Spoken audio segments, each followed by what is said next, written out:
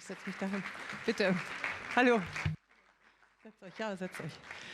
Ja, wir warten noch. Rizzo ist wirklich fantastisch, dass sie so kurzfristig take the place of Liana Fix at such short notice, but we are happy to fill the panel here, and now I will bridge the situation. So I think we have learned a lot already, and if I might find one headline, it would be the headline, well, Lars Klingbeil, with your speech, you have made the Social Democrats to come out of their comfort zone in many ways. I mean, we all looked at Twitter, and if I look at the headlines in the large newspapers and media houses, it's all about the new leadership role and the role of the Bundeswehr, the Federal Armed Forces. And I'm quite happy that we can go into more detail now. And with that speech, so you also put yourself at the top of the movement. And this morning, many journalists and think tankers, this is what we heard already, wanted this term Zeitenwende to be filled with content. And this is what you did. So we are experiencing a Zeitenwende, a turning point. And I found it quite nice that the term was also coined in a slightly different way, which was characterized as a path towards a new order, comprising conflict. So it's not an order as such, but a conflictive order, an order in which Europe needs to self-assert, and our social model is at stake. And this is a make it or break it moment, as many people tend to say or used to say.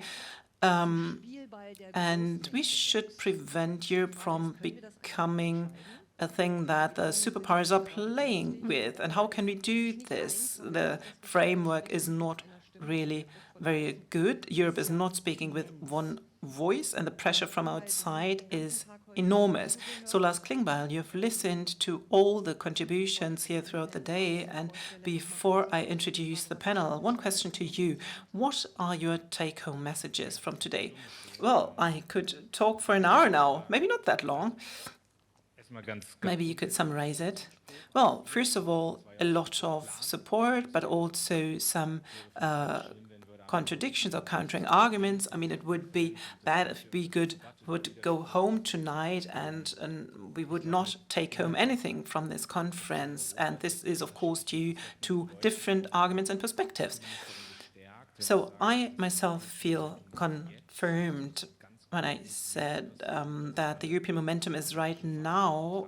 And now everyone who is bearing political responsibility has the obligation to come out of this bureaucratic management and to do something. And what we have to do has been described. And during the last panel with Schwarzer, it became clear that we have to more strongly focus on the world beyond Europe. I mean, it's a democratic tradition, the international sphere. I mean, today we have different instruments, but we have to look at it and take care of it. And we should not only be focused on ourselves. This is the message. And of course, it's much more difficult at a time where we are faced with many crises at once ourselves. And the transformation panel has already described it. High energy prices, inflation rate, food prices, etc., and food crisis. But still, we have to think about others as well. This is an obligation, the obligation that we have. And this is a message that I would take home from this conference. And this also shows that we are in power as the federal government. We can shape things together with the federal chancellor. So not my speech was the start of the Zeitenwende, but Olaf Scholz's speech on February the 21st, the 7th was the starting point. And now we have to fill this Zeitenwende with life. And I, as the chairman of the party, can do this. We can now shape things. Despite all the difficulties and all the crises that we are faced with, this is actually a good feeling. And there were many aspects that were brought up today in this regard. And now we are complete. I'm quite happy that I can introduce Daniela Schwarzer, the Executive Director of the Open Society Foundation, which are fostering rule of law and democracy throughout the world. And maybe you might know her last book, Final Call, which deals with the role of the EU and China. I'm happy that you're here. Kristina Lunz. Kristina Lunz, she's a co-founder of the Center for Feminist Foreign Policy, which is also a very important topic here. And Rachel Rizzo, thank you very much for stepping in from the Atlantic Council. Thank you very much for being here. Lars Klingbeil, Sie haben es schon. Lars Klingbeil, you just mentioned it. Europe needs to open up again. Europe needs to focus on other regions more strongly again. But at the same time, Europe needs to redefine its role internally. So it's not only about Germany. Daniela Schwarzer, I would like to start with that. In this conflictive order, how will Europe become a foreign policy actor when we look outwards, which becomes more independent or is more independent from the United States? So Russia, and I didn't want to say Russia because you just quoted my book title, Europe between China and Russia, but it's between China and the US. So, but of course, Russia plays into it. So how can Europe become a geopolitical actor? First of all, by gaining internal strength.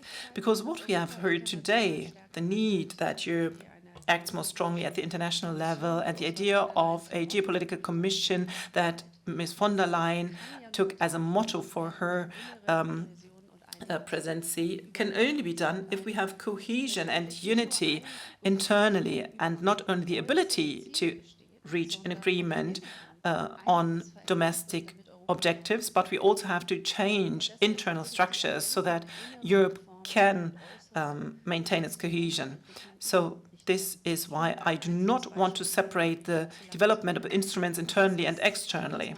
But I don't want to extemporize here. So just in brief, we have to think about the role of the euro. Our joint currency, similar to the single market, is a very important instrument of the European Union. And I would like to remind you of the time when Donald Trump and the US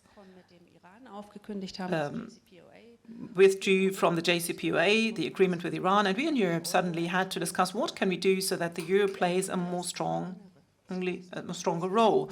So it's an internal agenda, first of all. It's a consolidation of the currency union. It's all the ideas that have long been on the table, but there was no political leadership will to implement them. And we need a currency based on a stronger domestic architecture so that it can be used in a different way externally, and it's also accepted in a different way externally. For reason of time constraints, I will be brief here, but there's one other aspect that I would like to pick up that Lars Klingbeil mentioned in his speech at the beginning. So you, Lars, said the ideas are basically all on the table, and you will not mention so many, and this is the right thing. It's actually the weakness of the system EU. We know that the system is there. We actually also know what we should do in order to reach a more stable domestic structure, a more crisis-resilient structure, also in order to be more determined towards the outside. Today, we already talked about the qualified majority. This was briefly on the list of the German presidency a few years back, but then we did not pursue it because it seemed unrealistic. And this brings us to the question of political will. And also the question of the leadership role. What kind of leadership role can Germany assume in such a situation, or wants to assume in such a situation? Because the system is lethargic. It stalled, basically. This is what we've seen over decades. And now we have more evidence that the pressure on Europe is increasing. And at the same time, we know that there's so much coming from outside onto us, and that the internal capacity to act is decreasing, is declining, then of course it's quite clear that this is the moment in which we need to act. Of course. And this is a very important aspect. And this also requires from us that we leave behind this thinking. You just mentioned that ideas were not implemented because they seemed unrealistic. But even on January the 15th, it seemed unrealistic to pass a special fund of 100 billion euros, or that Robert Habeck will travel to Qatar to say, we would like to buy your LNG gas. And I would like to change the mindset now. So all the things that seemed unrealistic, even though it is right, needs to be thought now, needs to be assessed now and considered now. And if everyone wants to do this, then we will be able in Europe to finally solve the difficult issues. And I think also the principle of unanimity needs to be done away with. From a transatlantic perspective, Rachel Rizzo, would you agree to it? Would you say that this lethargy is existing in Europe? Maybe I should translate it. Can you hear me? Yeah. That's an interesting question. I think the last few months have been very interesting as a Europe watcher in the United States. Starting with Scholz's speech just a week after the invasion, I've said many times that that speech would have been surprising just a couple months ago, but it would have been unthinkable, I think, a few months before that. And so I think following up on something that you said earlier today, Europe has spent a lot of time, I think, building trust over the last decade or so, but now there's going to be expectations. So when you combine lofty speeches and lofty ideas with the expectation that comes along with them, I think there is going to be a lot that Europe still has to do and a lot that's going to be expected of it from the United States. So I also think that a couple other things. There have been comments a few times today about the fact that we don't really know what the coming political climate will look like in the United States, and I think that that's true. We don't know what's going to happen in 2024. We have a good idea of what will happen later this year. And so I think the goodwill that we have now, the strength that we can build now, will only help us going forward because of that uncertainty. Vielen Dank. Kristina Lunz. Thank you very much, Kristina Lunz. You several times smiled a little when I talked about this leadership role and that Germany bears a certain responsibility. Do you see it similarly in this process? Ja, das sehe ich auch so. Well, I see it the same way. Just a little disclaimer, when I look at my smartphone at the moment, it's not that I want to look at Twitter, it's like my notebook. Well, I fully agree, and I just smiled because I wanted to make a few comments on the speech of this morning, if it's okay. I missed it, but I read it when I was on the plane because I returned from Vienna. In Vienna, we have the first treaty of the parties to the nuclear ban, and in Austria we had the first conference on the consequences of nuclear weapons that took place in Vienna. And I now come to your speech, which included many very important aspects like the feminist foreign policy, and of course we can also look into what it means. But one thing was missing, which is the currently one of the two existential threats, which is the climate threat, climate crisis, and the nuclear arms, nuclear weapons, and the nuclear arms build-up or arms race. So the conference that just took place, but also this morning in Berlin, a collective of peace researchers published a new study which comprises the demands that my organization issued, but also the 80 states that were meeting in Vienna, which are clear demands for nuclear disarmament. Although, since the Cold War, the end of the Cold War, we have seen a reduction in the risk, or perceived a reduction in the risk, we now see this turning point, this Zeitenwende in this area. And I would like to connect this to what has been mentioned earlier. I don't know I don't know by whom. Zu oft in der medialen. This is the discourse that we see too frequently in the media, but also in political panels and talk shows since February the 24th, which is the focus on militarization as a concept to solve the current crisis. So militarization is considered a solution for problems caused by militarization. This already sounds wrong, and it is wrong to a large degree. In den Diskussionen, but in the arguments and discussions that we hear way too frequently at the moment, and which create the starting point for decisions like on the special funds, we create paradigms and we serve paradigms. And I would like to contradict you in that. When you say that the solutions are out there, we all have understood the problems, I don't fully agree. So solutions are being proposed like the Ukraine would only have needed nuclear weapons, then this would not have happened, or it's just a matter of available weaponry. So when it comes to experts and the expert community, it's already quite clear for them that these statements, these arguments are not clear and are not true. I could also give you an example, but I would like to come to an end now. So my argument is that, or put differently, we have to closer look at the root causes and the respective analysis of the root causes. If for decades in the foreign policy we have seen a dominance of knowledge and narratives that serve a certain paradigm, a patriarchal paradigm, and this leads to solutions and actions and institutions and the allocation of funds, then we will not be able to embark on something new or try out something new, and that we really try to achieve the things that were perceived unrealistic so far.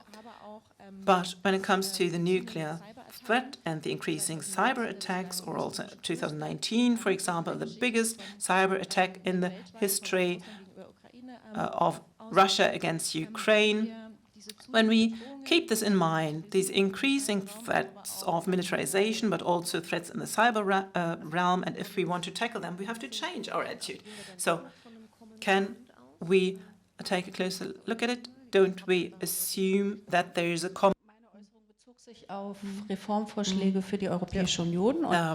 my proposals were in favor of reform of the European Union. I said that there is not necessarily consensus and that there is not necessarily just one solution for a problem. Of course, you have to take a political decision on what to do, but there are different approaches of possible actions. This is what I was referring to, and to what Kristina Lunz has just said. I think that we do not only talk about a militarization, or the discourse is not only about militarization, but what we still have to get used to in Germany is the reality of the war, and that we are faced with an aggressor who does not signal by any means that he's interested in putting an end to this conflict. And to deal with that is a huge political challenge, and at the same time, we should not only focus on the conflict and be afraid of it, but we have to think beyond it and think about possible forms of a security order that we can imagine for our continent. But what kind of Russia will we be faced with then? So, on the one hand, we have to do the right thing in this conflict in the short term, and this is not only the reaction to the attack on Ukraine, but many different other aspects, like the discussion on the enlargement of the European Union and the question of greater stability on our company and how we can achieve this, and how we deal with the Western Balkans, how can we get out of dependencies or reduce our dependencies, not only from Russia but also from China. This is actually the bigger package, the bigger picture we're talking about. And maybe as a last aspect, because I think this day is quite remarkable, because Lars Klingbeil brought up one aspect in a speech. I mean, this morning you said, or you have shown, how big the social challenge is, the challenge for our society is in this moment. So foreign and security policy is not something out there a foreign politician will take care of, but the consequences for us in Germany are enormous, for society is enormous. In terms of the expenditure, for example, for our defense and military, also because of the higher energy prices, and now the pressure on the energy turnaround, and also the economic and social model, which needs to change anyway, but now the pressure is so high, and so the changing needs to accelerate. And this is something that I am taking home from this conference. It has been discussed at one point or the other, but this is basically the major challenge, because if we don't tackle these issues, the support for the Zeitenwende, which so far was only focused on the foreign and security aspects, cannot be maintained, neither in Germany nor in the European Union. Bitte, unbedingt. Das ist das, was Sie mit Foreign Policy for the Middle Class letztendlich. This is, I think, what you described as foreign policy for the middle class. You know, it gets back to us, into our society. So let's just maybe go through some matters at the domestic level. But yeah, maybe you have the floor first. You wanted to respond? I actually agree with what you said, Daniela. You know, this division into short-term and long-term, where we have to figure out how we're dealing with this aggressor and correspondingly support self-defense, of course. But still, we need to sit down and figure out what our long-term goals and solutions, so that we will not end up in these kind of solutions from a feminist perspective. And this is what we are working on, feminist foreign policy, me and my team. We have to come up with different ideas than what we have promoted and produced in the past decades and centuries as a society. And this is why I wanted to emphasize this, you know, this dominant thinking, the so-called realist paradigm, and this understanding of a competition of interests and oppression, deterrence and armament and arms race. We have to get away from all these ideas and produce new ideas. And I think that's linked to this idea of foreign policy for the middle class, because it also means we'll end up with a democratized foreign policy. I know that from my own experience. I have a working class background, and I can say that for many people, foreign policy is the most elitist part of our society. It's not accessible for people from the working class, from people with a marginalized background.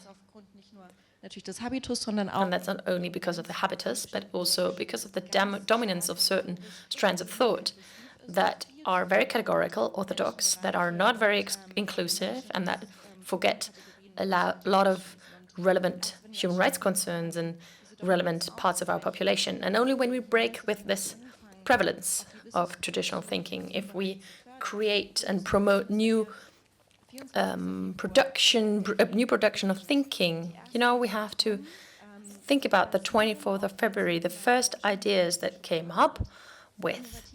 came up with, they were already sitting there in the drawers, and these ideas, they've been there for a long while, they've been around, but we need to develop new ideas now. So we need to produce and develop ideas in these areas. This hasn't happened sufficiently. We cannot remain in this vicious circle where, you know, we will react with militarization to any problem caused by militarization.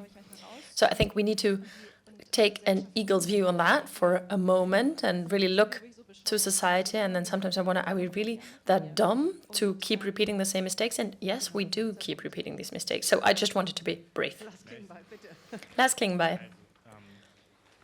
Ich weiß gar nicht, ob wir da richtig auseinanderliegen. So I'm not sure actually whether our opinions diverge. When I speak about a new leadership culture, and you know, I read it all day in the media, you know, there was a lot of very controversial debate about my idea, my notion that we need to take up a new leadership role. And, some people were already claiming that me as a social democrat, I'm saying that we need to be someone again in this world. This is not what I wanted to say. That's not my intention. I mean, debate is nice, but what I was talking about was a leadership culture. And this includes rethinking our notions, our decision-making structures. I wholeheartedly agree. And I'm also from a working class background. And, it's very hard. It was hard for me to get access to this elitist realm of foreign policy. Some people take it for granted and others can't. And so it's important, for foreign policy to be accessible to everybody, to the whole population. I think that makes sense. If I talk to my colleagues from the German parliament, they would never have done a foreign policy event in their constituencies. But this is happening now, so we need to take this beyond Berlin, Mitte, the center of Berlin. And of course, we have our own language and way of thinking, elitist terminology, and I think this is where we need to change something and really think more about a foreign policy for the middle class and how do we direct and orient our foreign policy. But one thing that made me a bit uncomfortable was this notion of militarization. I don't really see that. And that's not my message, militarization. I don't want us to respond with militarization to the 24th of February. But I do know the debates. People say, well, a special fund of 100 billion, that is militarization. I do not agree with that. I think this term, this accusation of militarization, it would be right if we said that this is the only answer we can give to this conflict. I do believe it's correct to deliver weapons. I think it's important to think about the defense of our territory and our allies. If we stopped at that, and if we said this was the only thing, and we just completely succumb to a military way of thinking, that would be militarization, yes. But maybe I'm not quite sure if I understand you 100%. I'm not sure whether you say it's wrong to make use of the special fund, and I think a lot of the debate are maybe not complex enough. But I think it's important to go beyond that and not stop at the 100 billion. If that 100 billion is the only answer to the Zeitenwende, then it's a huge mistake. But it's also one answer to the Zeitenwende because we have neglected it severely in the past years, and that was a mistake. And the need for security here is important, and the need for security of people in Ukraine, it's much larger now, and the need for security for people in Eastern Europe, it's much larger than ours here. It's a question of perception, and of course this is related to the aspect of weaponry and military aspects, but military is not automatically militarization.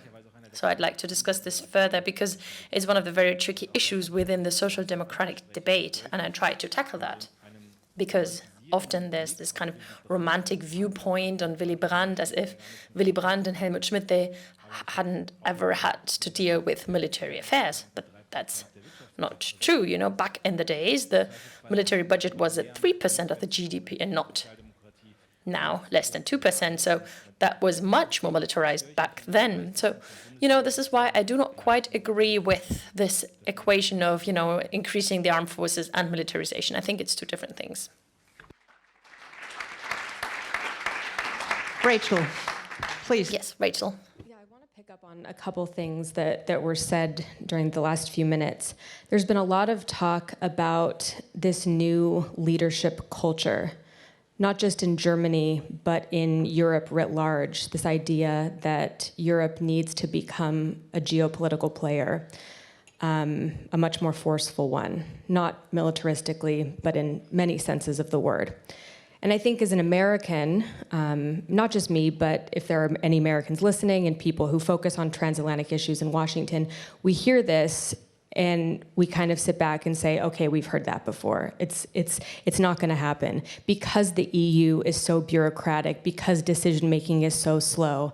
And so while these are good messages, I think there are still a lot of questions about what that actually looks like in practice.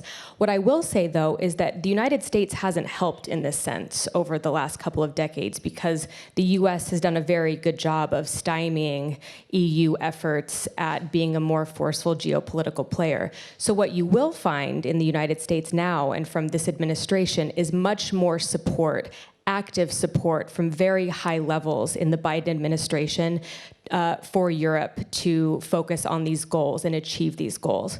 Like I said before, we're not sure what's going to happen 6 months from now, 2 years from now, but right now that support is there. I also wanted to pick up on a little bit about this, foreign policy for the middle class. This is the Biden administration's main talking point besides this greater existential struggle between democracies and autocracies. But I don't think the idea of a foreign policy for the middle class really translates when we find ourselves in acute security situations like we find ourselves now, because people don't vote on foreign policy. And so we find ourselves in a situation where Americans are paying much more at the gas pump than they normally would, and at the same time see the United States sending billions and billions of dollars to Ukraine. And so I wonder at what point we have to worry about the solidarity, not just in the United States, not just in Europe, but that transatlantic solidarity starting to wane because people start to really feel economic pressure and they're not able to sort of square that circle. Bitte, ja. Darf ich noch auf Lars reagieren? Weil ich glaube auch, dass das so ein Knackpunkt ist. Was ist I also believe that's a crucial issue. What is militarization? When is a society militarized? And when is that to the detriment of other important issues such as human security? I think I'd like to split up what you said into two categories. One hand, Germany versus the international level, where are we at for militarization? And then I'd like to talk again also, what does militarization mean? So militarization, it means if a country meistens auf Kosten anderer Aspekte, wenn wir uns Ressourcen has a disproportionate emphasis on military measures, for example, be it spending, expenditures, and I think this is happening right now, a disproportionate investment into military affairs. And we're waiting for it, this combined budget, 2% of the GDP for development aid, for defense spendings. We don't have that right now. So it is disproportionate. But at the moment where we establish such a special fund, we do not see the same special fund being created for example, international law or defense of human rights or civil society. So, women's rights, LGBTIQ rights, they're severely aggressed. This has been happening for 10 years at the international level. A study conducted by the EU showed that 700 million euros, and I think anti-feminism is a huge part of Putinism, all this money was invested into Europe to reduce human rights. And we do not see this kind of money for access to health, education, food security, human rights, all these aspects of human securities. And this is why in Germany, I believe the term militarization is correct, because there is no balance. And at the international level already, that's the case. Also zum einen, weil wir seit sehr, sehr, sehr vielen Jahren for a couple of years, we have observed that all this money invested for example, UN peace missions, all this money invested in defense affairs. The Stockholm Institute for Peace Research showed that huge sums have been invested, more than ever since the registration started of military expenditures. So it's as high as never. And let me get back to nuclear armament. We can also see an increase in money flows, modernization, investments into nuclear assets in all 9 nuclear states. And this is why I do think that at the international level, we can talk about militarization, but also at the German level. And at the same time, I think we really have to be tolerant with this ambiguity. We have to say that it doesn't have to be objectionable to invest into the armed forces. No, it depends on what the situation, and I tried to sketch out what I believe the situation is like. Daniela, or do you want to react? Before we get to domestic affairs, I'd like to get back to the foreign aspect, and I just did miscite the article of your book. I'm sorry, you know, we have to speak about the elephant in the room, Russia, but still, geopolitical actor and the United States. Do we have to become more independent? Also with this definition of a European role. I mean, it's obvious. Without the Americans, militarization or not, the Europeans won't achieve anything. Or, yeah, the question is, when will they become independent? Is that something you wish for? Rachel already mentioned something that we can expect from the US. How much can we rely on double-digit relief packages for supporting Ukraine? And I think that's not going to happen again, because the midterm elections, the political situation in the US, you know, it's going to change. And I don't think we'll see that again. It's going to be the start of the election campaign for 2024, and I think we need to worry about this. What is the consequence for Europe? We need to rethink stability in our region, in our neighborhood. We should have done that much earlier, and now maybe since the 24th of February we've started doing it. But, you know, with everything I observe, even if Biden will win the election again, or someone else who's friendly towards the Transatlantic partnership, then we do need to see that the long-term perspective for America is the Indo-Pacific. That's where their interests will lie. And now, of course, the immediate problem is Ukraine, and this is why there is support, but this will not cancel this long-term, very important matter, the Indo-Pacific. What does that mean for Europe? We have to deal with our own neighbors. And right now, it does have a military component, and also this whole component of enlargement policies, the question of stabilization, of rebuilding Ukraine. I hope we'll soon be in a situation where we will be able to talk about it realistically, and then we will need to be prepared. It's not just about rebuilding Ukraine, but also transformation of that country, whose democracy we do recognize, of course. But at the same time, we also know that a lot is left to be done, you know, even before the war started, when it comes to fighting corruption and so on.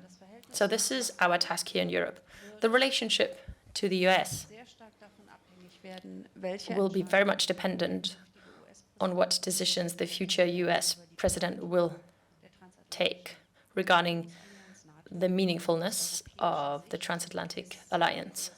From a European viewpoint, the US is the most important guarantor of safety and security on this continent. But nevertheless, Europe needs to make a contribution to its own security, and also its contribution to NATO needs to grow and increase. And I think this is partially happening with a special fund, you know, the part that makes us approach these 2%.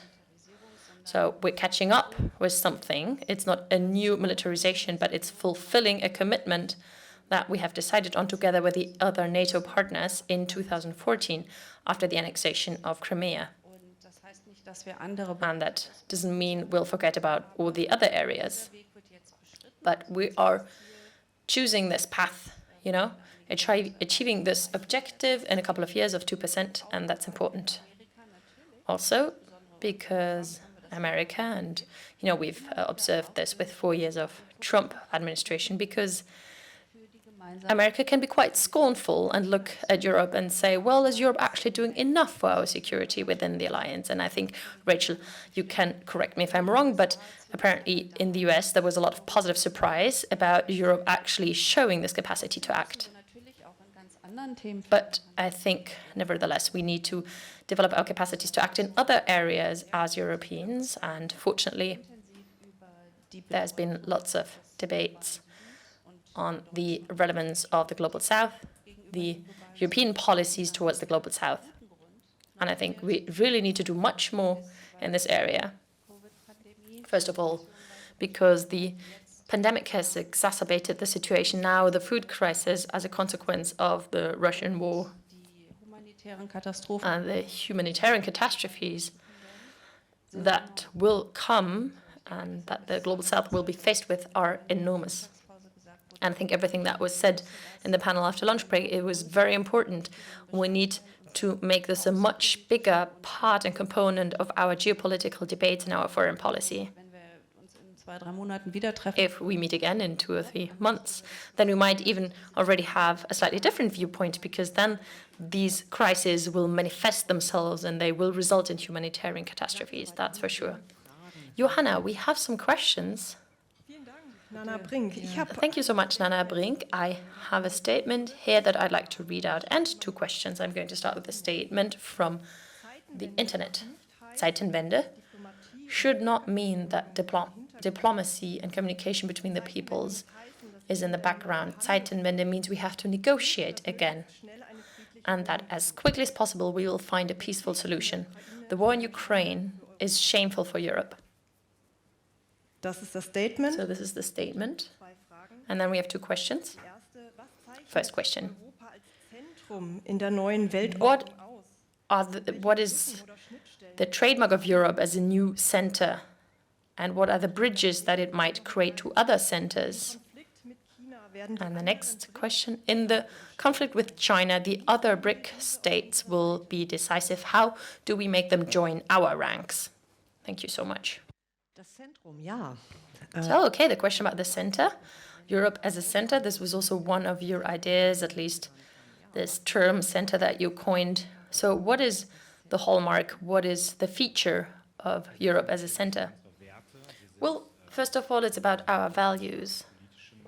We're also a very strong political actor, political power. We're a strong trade partner.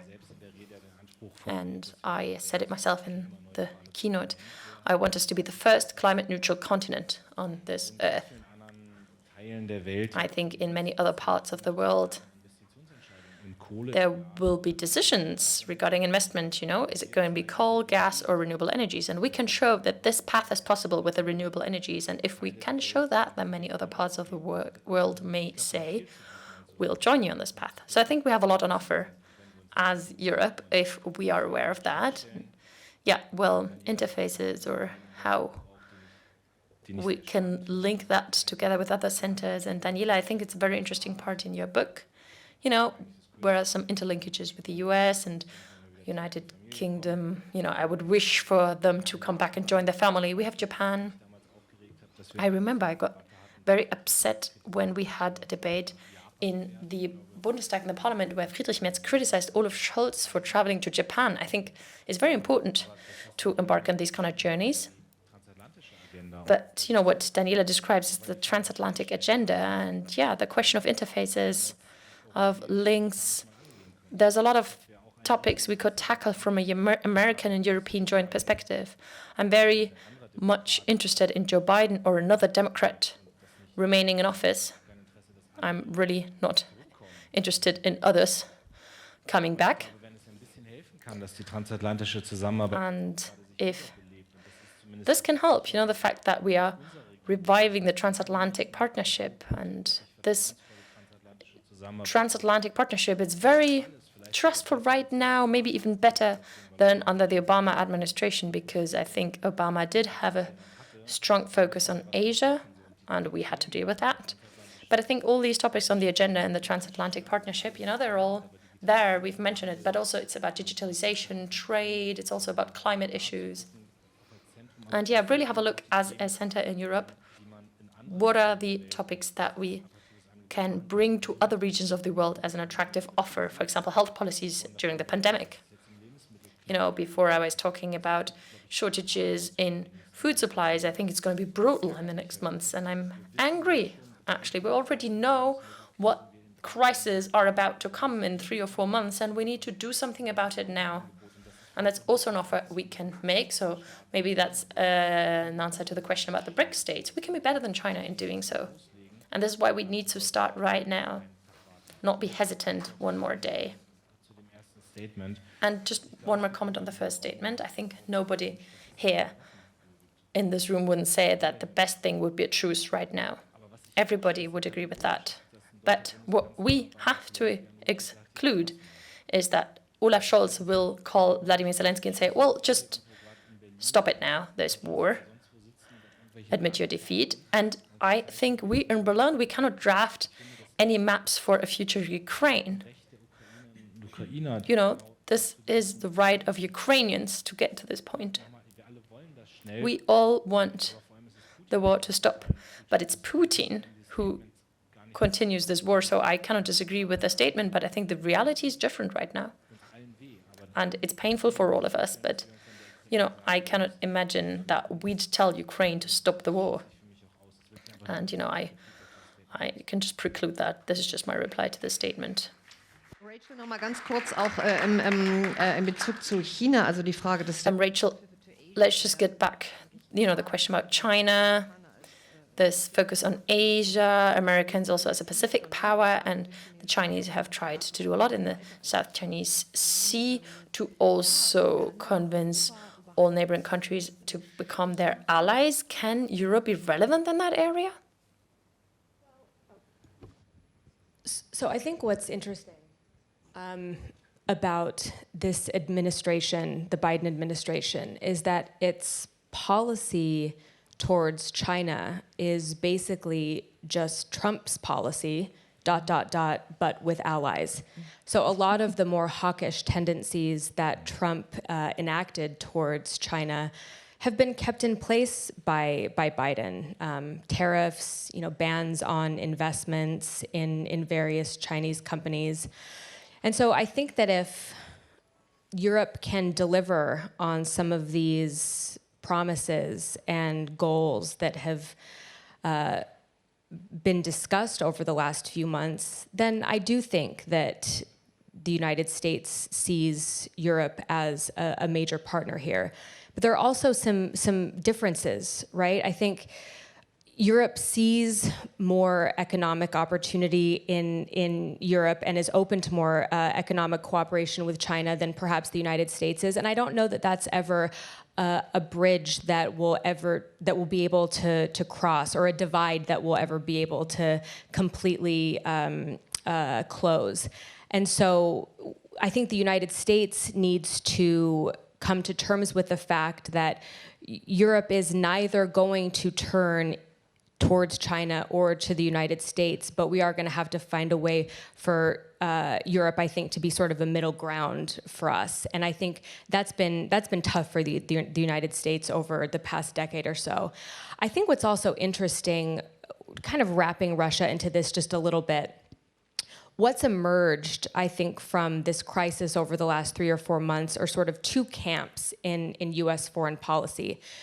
You have sort of this classic transatlanticism that has come back to life, that is animating much of this administration's current policy towards Russia, a recommitment to European security, sending troops to Europe's east, focusing on deterrence.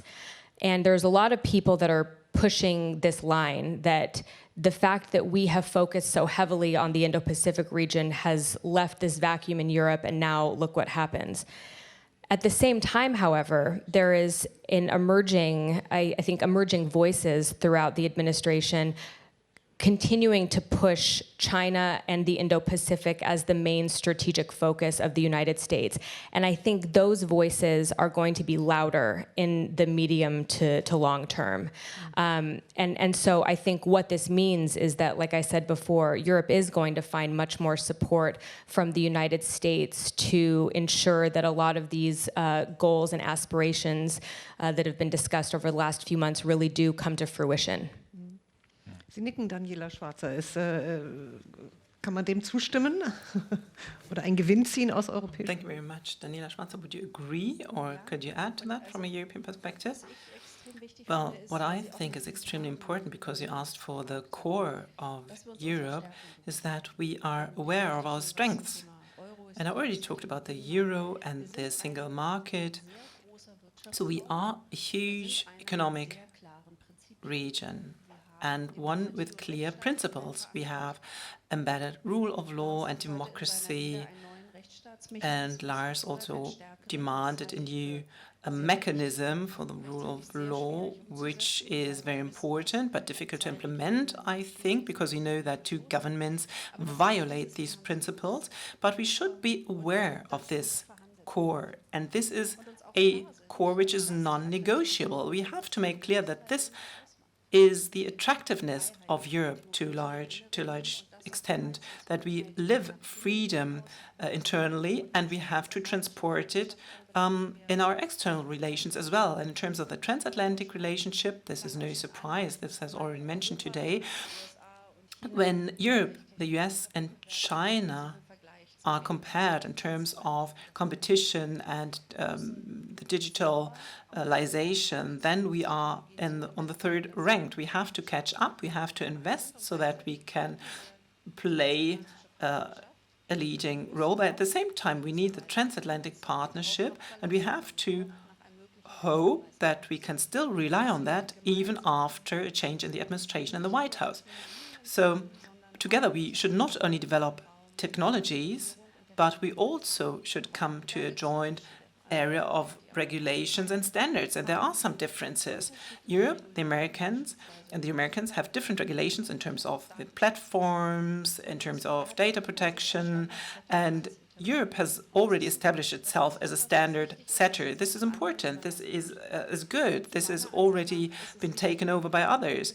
And at the moment, we should rely on the transatlantic partnership, where we can make progress together, and at the same time we should make ourselves as attractive, and we are attractive, so that the Americans are also interested in cooperating with us. Because from an American point of view, several authoritarian regions plus Europe and the US cannot be the structure that we strive for. We are much stronger when we cooperate across the Atlantic, and this is why it's so important that with the Biden administration currently, the contentious issues between Europe and the US are being dealt with in the field of tech and aviation, with Airbus, etc. So step by step, these contentious issues are being tackled so that we can see more clearly what are the positive developments that we see in our partnership. I would like to pick up the following question in terms of Europe. Ms. Lunz, isn't Europe also characterized by a feminist foreign policy? I mean, this is not an invention, or the term is not an invention from Germany. The Swedish foreign minister has already coined it many years ago. So is this something which could also characterize Europe, or is already characterizing Europe? Well, I would like to see that. I would wish for that, but we are not yet there. I mean, there are some states in Europe who are conducting a feminist foreign policy, like Sweden, France, Luxembourg, Spain, and Germany just started only recently. Ich glaube, für eine Sekunde. But I mean, I've talked a lot about militarization, so for a second I would like to give you a definition what this actually means, because the definition of my center might be a little broader than the one that is in the states that I've just mentioned. So feminist foreign policy basically means that the core paradigms of societies and their structures are being looked at, also in foreign policy. And in foreign policy, as in all other areas of society, we find out that there are patriarchal structures. I mean, no surprise. We have had patriarchal societies for many thousands of years. This means that there is a predominance of men in the state, in the family, and this dominance is being institutionalized through hierarchies towards other groups of people who are not that well represented or who cannot defend their rights and freedoms that well. And these hierarchies are being maintained through the exertion of violence in the societies. This is why we have so much male violence towards women, or arrested-fight violence, violence against the LGBTQI community and others. And violence is most efficiently used with weapons or exerted with weapons. So the key demand of feminist foreign policy in the tradition that dates more than 100 years back, where the first feminist congress took place in The Hague, is a clear demilitarization and also a democratization of foreign policy. That was the demand at the time. So there were very many visionary demands from that Congress. And in this tradition, we continue with the demilitarization demand in order to withdraw the potential for violence out of societies and take it out of societies. And of course, this is a nice utopia. This is a utopia. We are far away from it. But of course, it's always worthwhile to fight for utopias. Only thus societies could improve in the past, be it slave trade, minority rights, etc. So at one point of time in history, this was always a utopia. But people were fighting for it. And so it changed. And of course, this utopia is clashing now with wars and conflicts. And we also see this increasing trend of strong men in the global society. And how can we deal with that? How?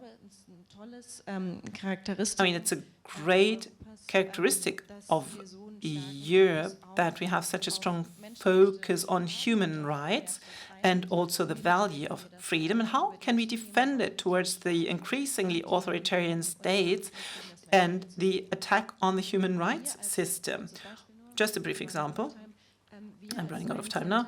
We, as my center, we want to understand it better. So this is actually a major question. How do we deal with authoritarian states? For example, we cooperate with 7 of the leading human rights activists from Afghanistan, 7 women. We started right after August the 15th last year in order to find out what could a feminist foreign policy have done differently in order to be prepared or to learn for the dealing with authoritarian regimes and other situations like that. And Europe should be actually at the forefront in order to produce this kind of knowledge. Well, thank you. I would like to pick up one point to get out of the comfort zone. You brought up the term strong men and the elephant in the room. Lars Klingbeil, Russia. In Europe or in Germany, we at one point will have to build up another relationship with this state. We have to think about it now, don't we? Well, yes, we have to think about it, and it's a very difficult question. And I do not have a clear strategy, a clear line for it. Matthias Mirsch earlier said or talked about the 1.5 degrees Celsius objective. And of course, Russia is part of it. I mean, there are global climate questions that cannot be solved without Russia. So this is why we once again have to deal with Russia in the international community of states. But it's very, very difficult for me to think about it right now while Putin is waging this horrible and brutal war. And I would also like to distinguish between Russia and Putin's Russia, for example. I mean, maybe it's just some hope or my optimism, but I think that what we are doing now is actually the beginning of the end of Putin. And the sanctions that we have imposed will hit the country that hard so that he will lose the support. We have to fight the Russian narratives that are out there, of course. And I already described it, how these narratives spread at the international level. But we might also be in a situation where there is an agreement between Ukraine and Russia at one point, but then it's very important that the Americans and that the Europeans can provide support, that we support that. So the future with Russia, or future relations with Russia are unclear. We do not know how it will look like. We have to start a debate on that, but I do notice how difficult it is for me to talk about that in a situation where this head of state has lied to all of us. I mean, a few days before the invasion, Olaf Scholz and also Macron had talked to him. They had made a clear offer, I don't know whether you remember it, that there will not be a NATO accession as long as we are in charge, etc. So, but he was already thinking about his war scenario, so maybe he was already quite clear about what he wanted to do, and this makes it more difficult. He will never be a negotiating partner again on which we could rely on. And this is quite sad because it's a great country. I know Russia. It is a great country. But Putin has embarked on a different path together with Russia, and this will make it very difficult. I mean, we will eventually find a solution, but today I am not able to tell you how it might look like. But in international politics, there are moments that also demand difficult decisions, and it might well be that such a decision will have to be taken with Russia at one time. So thank you very much, Lars Klingbeil, Daniela Schwarzer, Kristina Lunz, and Ms. Rizzo for participating.